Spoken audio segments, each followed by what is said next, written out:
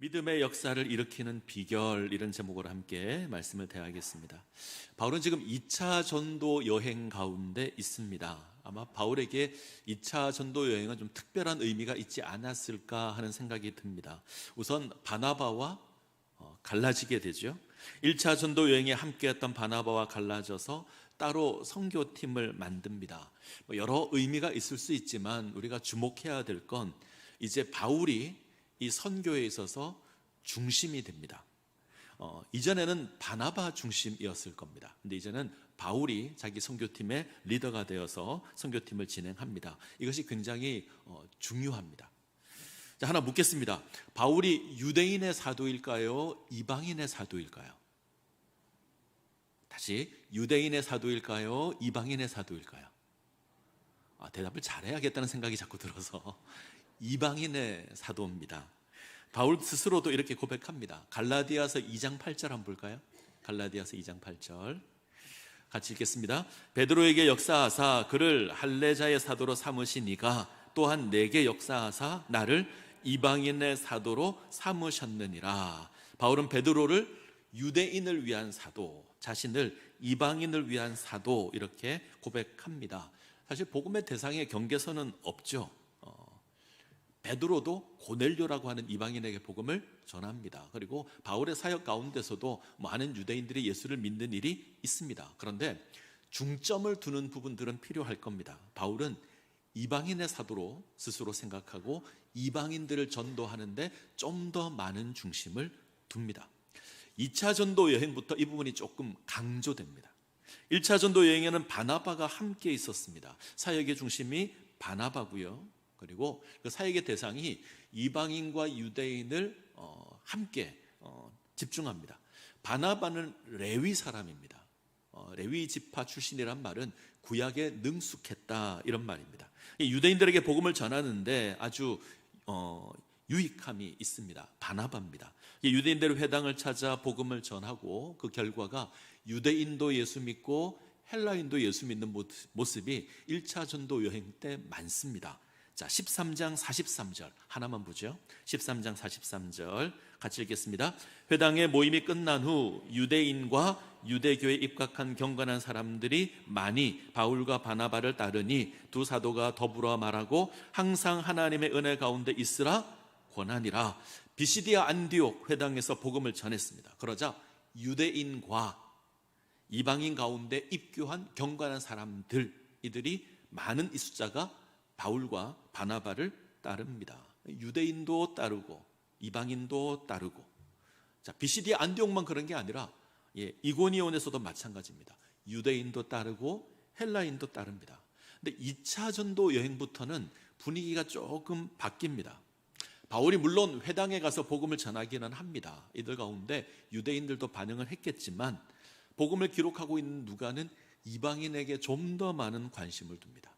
바울 스스로 이방인의 사도라고 이야기하고 이방인 중심의 사역을 합니다. 마게도냐 사람의 환상을 보는데 마게도냐 사람도 당연히 이방인이었겠죠. 그래서 주로 복음에 반응하는 사람들도 이방인들입니다. 자, 빌립보에서 누가 예수를 믿죠? 루디아와 그의 가족들, 감옥의 간수와 그의 가족들, 다 이방인들입니다. 자, 17장 4절을 볼까요? 17장 4절 자, 같이 읽겠습니다. 그 중에 어떤 사람 곧 경건한 헬라인의 큰 무리와 적지 않는 귀부인도 권함을 받고 바울과 실라를 따르나. 자, 17장 12절 같이 읽습니다. 그 중에 믿는 사람이 많고 또 헬라의 귀부인과 남자가 적지 아니하나. 자, 믿는 사람의 대상이 다 헬라인들입니다. 이방인들입니다. 유대인들이 잘 드러나지 않습니다. 아마 유대인 가운데 믿는 자도 있었겠지만 성경을 기록하고 있는 누가는 이방인 중심으로 적습니다. 그럼 유대인들은요? 유대인들은 대부분이 박해자의 입장에 섭니다. 바울을 반대하고 선교를 방해합니다. 왜 바울은 이방인 중심으로 복음을 전했을까? 왜 유대인들은 이것을 반대했을까? 제가 고민을 정말 많이 했습니다. 제가 고민을 한다 그러면 잘 안 믿으시는데 진짜 고민을 많이 했습니다. 저는 사도행전 15장이 영향을 좀 끼쳤을 거다라고 생각합니다. 사도행전 15장을 보시면 예루살렘 회의가 나옵니다. 예루살렘 공의회가 나오는데 이방인들이 구원을 받는데 율법을 지키고 할례를 받아야 하는가 하는 문제가 교회 내에서 소란을 일으켰고, 이것을 인해서 예루살렘 회의가 열렸죠. 그래서 회의에서 내리는 결론이 이겁니다. 이방인도 예수 그리스도의 복음으로 말미암아 부름을 입은 하나님의 백성이다. 저들에게 율법의 짐을 지우지 말라 그럽니다. 당시 많은 유대 그리스도인들이 이방인들을 좀 불편해했습니다. 저들이 예수를 믿고 교회 공동체에 들어온 것까지는 좋은데 저들을 용납하는 게 쉽지 않았습니다. 그래서 율법을 지켜야 한다, 할례를 받아야 한다, 특별히 바리새파 유대인들이 이것을 주장합니다. 근데 예루살렘 공의회에서 마침표를 딱 찍죠. 율법을 지키지 않아도, 할례를 받지 않아도 아무 상관없다. 오직 예수 그리스도의 십자가의 은혜로 구원을 받는다. 자, 사도행전 15장 11절. 그러나 우리는 그들이 우리와 동일하게 주 예수의 은혜로 구원받는 줄을 믿노라. 베드로가 이렇게 고백합니다. 율법과 할례를 행해야 하는 것이 아니다. 예수 그리스도의 복음이면 충분하다. 우리도 예수 그리스도의 복음으로 구원받았고 이방인들도 예수 그리스도의 복음으로 구원받았다. 이걸 예루살렘 회의에서 선포합니다. 바울이 이 사실을 전했던 것 같습니다. 그리고 좀 더 적극적으로, 교회가 공식적으로 선포했으니까요, 적극적으로 이방인들을 향해 나아가서 복음을 전했을 겁니다. 그런데 유대인들의 입장에서는, 안 믿는 유대인들의 입장에서는 굉장히 불편할 겁니다. 믿는 유대인도 이방인을 인정하는 게 쉽지 않았습니다.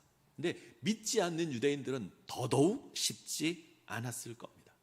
특별히 바울의 복음을 잘 들어보면 마치 율법을 부정하는 것처럼 들렸고 유대교를 대적하는 것처럼 들렸을 겁니다. 그래서 노골적으로 1차 전도여행 때보다 훨씬 더 많이 바울을 핍박합니다. 자, 이걸 생각하고 오늘 말씀을 한번 보죠. 자, 빌립보에서 복음을 전한 바울이 이제 데살로니가로 갑니다. 우리가 잘 아는 데살로니가 전서 후서의 배경이 된 데살로니가입니다. 이곳에서 복음을 전합니다. 빌립보가 마게도냐에서 가장 중요한 도시라면 데살로니가는 행정 수도와 같은 그런 곳입니다. 아주 큰 곳이었고, 그리고 이곳에는 유대인의 회당이 있었습니다. 바울이 회당에서 3주 동안 복음을 전합니다. 그리고 바울의 복음에 반응해서 예수 믿는 자들이 생겨납니다. 자, 17장 4절을 다시 한번 보죠. 17장 4절 같이 읽습니다. 그 중에 어떤 사람 곧 경건한 헬라인의 큰 무리와 적지 않은 귀부인도 권함을 받고 바울과 실라를 따르나. 자, 경건한 헬라인들 반응합니다. 이 가운데 야손이라고 하는 사람이 있습니다. 야손이라는 사람이 아마 이 데살로니가 교회의 대표자인 것 같습니다. 새 안식일이 지난 후에 이제는 야손의 집에서 모입니다. 아마 데살로니가 교회가 이곳이 아닐까 생각합니다. 바울은 이곳에서 3개월 정도 머무르면서 복음을 가르칩니다. 그러면 새 안식일 지냈죠? 3개월 정도 있으면서 복음을 가르쳤죠? 아마 한 4개월 정도 데살로니가에 머물렀던 것 같습니다. 근데 문제가 생깁니다. 자, 5절 같이 읽습니다. 그러나 유대인들은 시기하여 저자의 어떤 불량한 사람들을 데리고 떼를 지어 성을 소동하게 하여 야손의 집에 침입하여 그들을 백성에게 끌어내려고 찾았으나.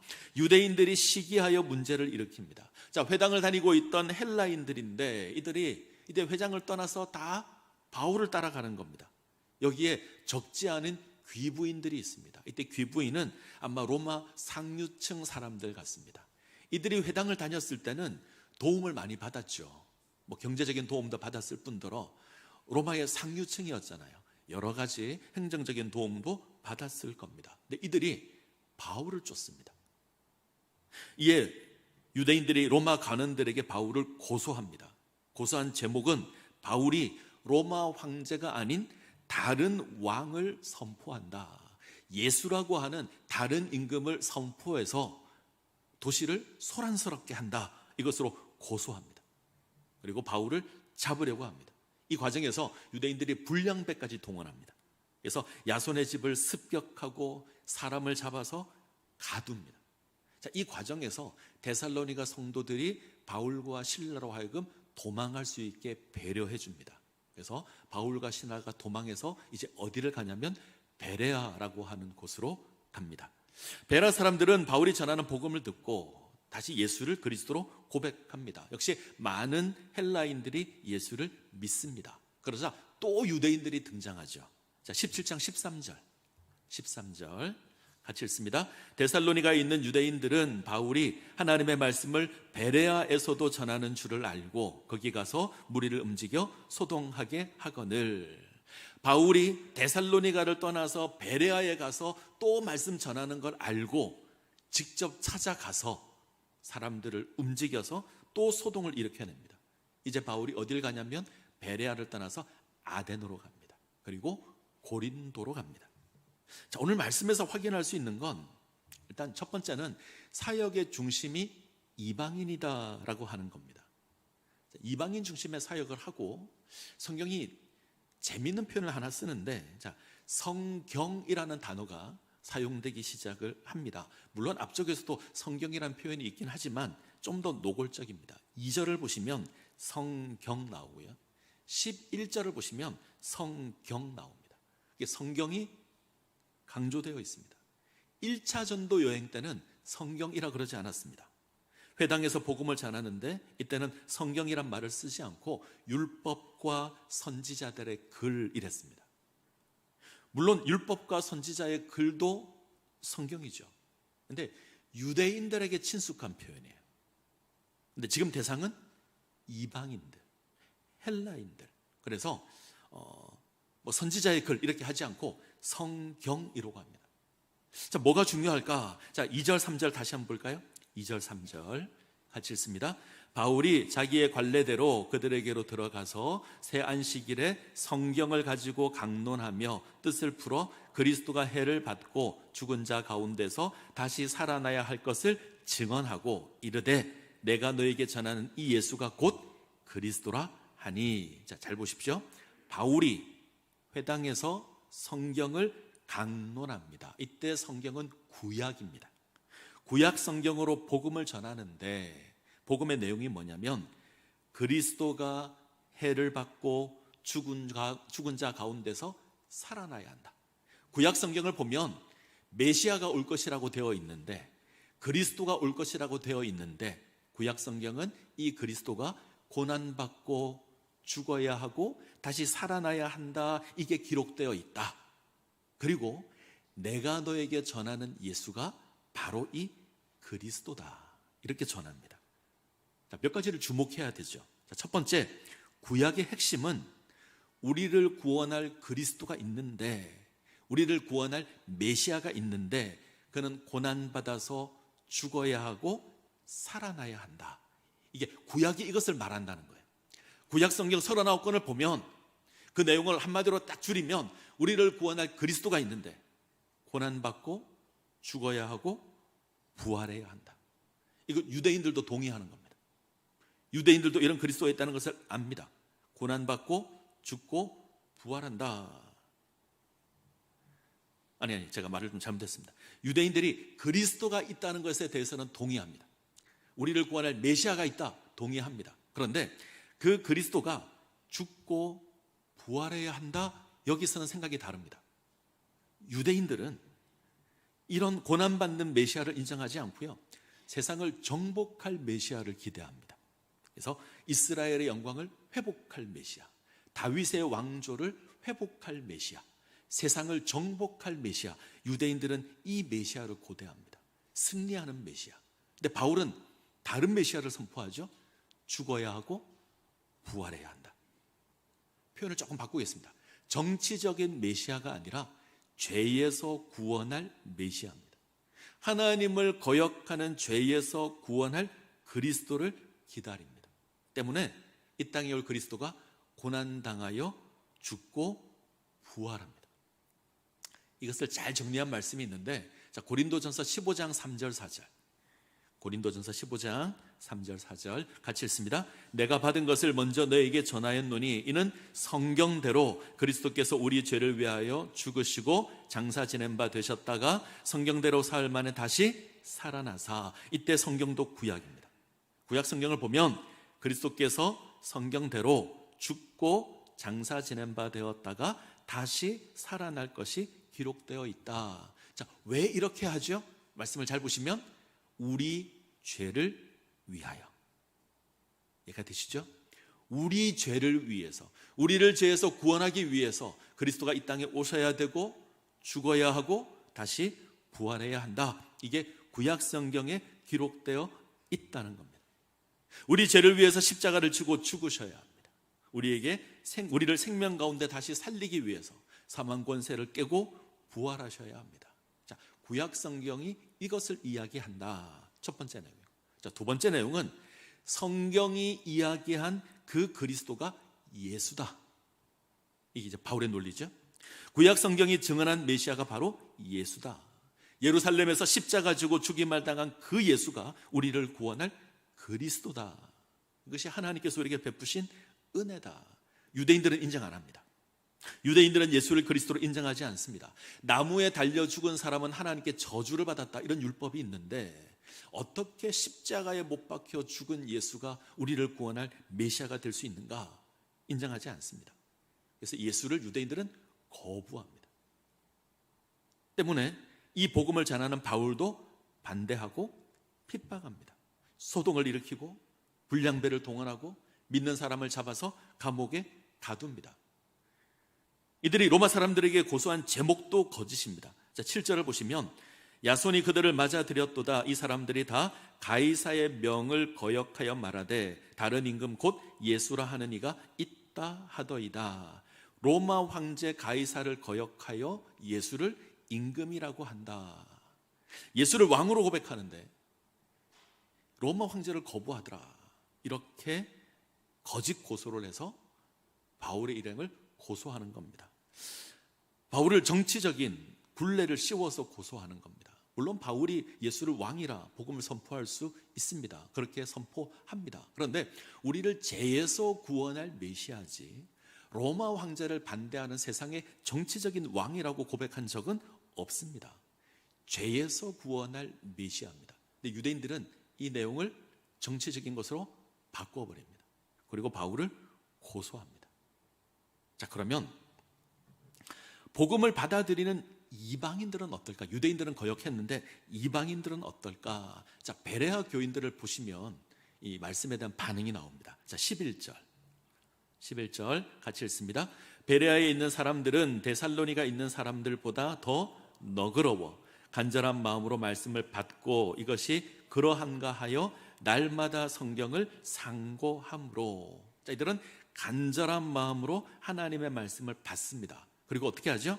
말씀이 그러한가 하여 날마다 말씀을 상고합니다. 무슨 말이죠?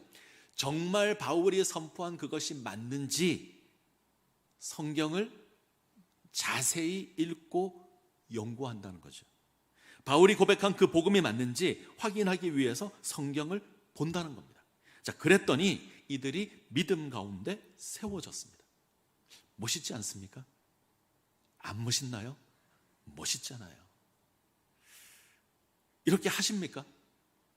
우리가 예수 그리스도에 대한 복음 우리가 듣습니다. 설교를 통해서 늘 듣습니다. 이 복음이 정말 맞는가?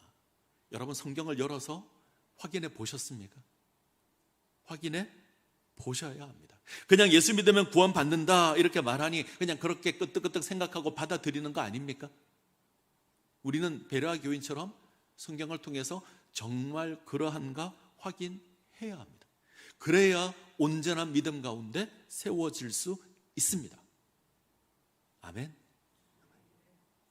반응이 시원치 않습니다. 아멘. 가끔 이 성경을 덮어놓고 믿어야 한다는 사람들이 있습니다. 고민하지 마. 그냥 이야기해 주는 대로 아멘해. 이런 사람들이 있습니다. 무조건 아멘 이렇게 이야기하는 사람이 있는데 아닙니다. 성경은 열어서 확인해서 그래서 믿어야 합니다. 날마다 그러한가 확인하고 확인해서 믿어야 합니다. 그래야 우리 믿음이 요동하지 않는 굳건한 믿음 가운데 세워질 수 있습니다. 저는 속상할 때가 좀 있습니다. 예수 믿는 사람들이 의외로 성경을 안 읽습니다. 우리가 지난주에 북한교회 재건위원회 헌신예배를 드렸는데 북한에 있는 동포들은 없어서 읽지 못하는 성경입니다. 너무너무 사모하지만 성경이 없어서, 성경을 구할 수 없어서 읽지 못하는 그들입니다. 우리는 마음만 먹으면 얼마든지 구할 수 있잖아요. 그런데 안 읽습니다. 그리고 아무 문제 없다고 살아갑니다.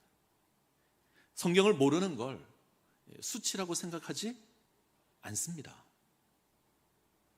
제가 일전에 말씀드렸는데 목사님이 앞에서 심각한 표정을 짓고 예수님의 제자가 누굽니까? 예수님의 12 제자가 누굽니까? 라고 물었습니다. 아무도 대답을 안 합니다. 다시 한번 물었습니다. 예수님의 제자가 누굽니까? 앞에 있던 장로님 한 분이 심각하게 조심스럽게, 목사님, 제가 다윗은 알고 내가 바울은 아는데 나머지는 잘 모르겠습니다. 그런데 그걸 문제라고 생각을 안 하는 게 더 문제입니다. 사도행전은 누가 썼을까요? 사도행전의 저자는 누구죠? 감사합니다. 누가라고 하셨어요. 보통 바울이라고 생각하죠. 근데 그걸 문제라고 생각 안 합니다, 우리는. 미국 농담에 거북이 교인이라는 말이 있습니다. 아무것도 먹지 않고 물도 마시지 않고 얼마나 살아갈 수 있을까? 새는 9일을 산다 그러고 사람은 12일을 견딜 수 있다고 합니다. 개는 20일을 견딜 수 있는데 거북이는 500일 동안 아무것도 먹지 않아도 살 수 있다고 합니다. 그래서 하나님의 말씀을 먹지 않고 아무렇지 않게 살아가는 사람을 미국 사람들은 거북이 교인이다 이렇게 부릅니다. 모양은 그리스도인인데 스스로 그리스도인이라 고백도 하는데, 그러나 그리스도인이라고 하기에는 뭔가 문제가 있는, 아주 느리게 움직여서 살아있는 것처럼 보이지만 아무것도 할 수 없는 거북이 교인입니다. 혹시 우리가 거북이 교인은 아닌가 생각해 보셔야 합니다. 스스로 그리스도인이라고 고백하지만 하나님의 말씀을 가까이 하지 않는, 그러면 거북이 교인이 될 겁니다. 무엇을 행할 수 있는 능력이 우리에게 없을 겁니다. 하나님의 말씀을 가까이 하셔야 합니다. 읽으셔야 하고 그 말씀이 그러한가 날마다 상고하셔야 합니다. 그래야 살아있는 그런 그리스도인이 될 겁니다. 이 모습 가운데 세워지시기를 간절히 소원합니다. 자, 11절 다시 한번 볼까요? 11절 같이 읽습니다. 베레아에 있는 사람들은 데살로니가 있는 사람들보다 더 너그러워 간절한 마음으로 말씀을 받고 이것이 그러한가 하여 날마다 성경을 상고함으로 베레아 사람들이 데살로니가 사람보다 더 너그러웠다. 너그럽다 이 말은 더 고상했다 이런 말입니다. 데살로니가 사람보다 훨씬 더 열심을 내었다 이렇게 이해하면 좋을 것 같습니다. 근데 오해 안 하셨으면 좋겠습니다. 그러면 데살로니가 사람들은 별로 말씀에 관심이 없었냐? 아닙니다. 데살로니가 사람들도 하나님의 말씀을 정말 사모했던 자들입니다. 그런데 베레아 사람들의 열정이 훨씬 더 강해서 베레아 사람들 거를 기록해 놓은 겁니다. 자, 데살로니가 교인들 한번 생각해 볼까요? 이들 정말 모범적인 그리스도인입니다. 오늘은 이 부분을 좀 함께 나눴으면 좋겠습니다. 유대인들이 불량배를 동원해서 소동을 일으키고 야손의 집을 습격했습니다. 바울 일행은 겨우 도망합니다. 자, 상황을 잘 보시죠. 바울이 데살로니가에 와서 복음을 전해서 교회가 세워졌습니다. 얼마 동안 머물렀다고요? 4개월. 3주 동안은 안식일에 회당에서, 나머지 3개월 정도는 야손의 집에서, 4개월 정도 이제 교회가 세워진 지 4개월 정도 지났는데 박해가 주어졌습니다. 성도의 집이 습격당하고 교인들이 감옥에 갇히고 바울 일행은 도망했습니다. 어떤 느낌이 들까? 서로 불편하지 않았을까요? 데살로니가 교인들은 바울이 원망스러울 수도 있습니다. 왜 복음을 전해서 우리로 힘들게 하는가? 왜 우리가 감옥에 갇혀야 되고 왜 우리가 이 고난을 당해야 되는가? 원망할 수 있습니다. 바울은 또 도망했잖아요. 우리는 버림당했다 이렇게 생각할 수도 있을 겁니다. 자, 도망한 바울도 마음이 불편합니다. 데살로니가 교인들이 걱정이 됩니다. 이제 예수 믿은 지 4개월 지났습니다.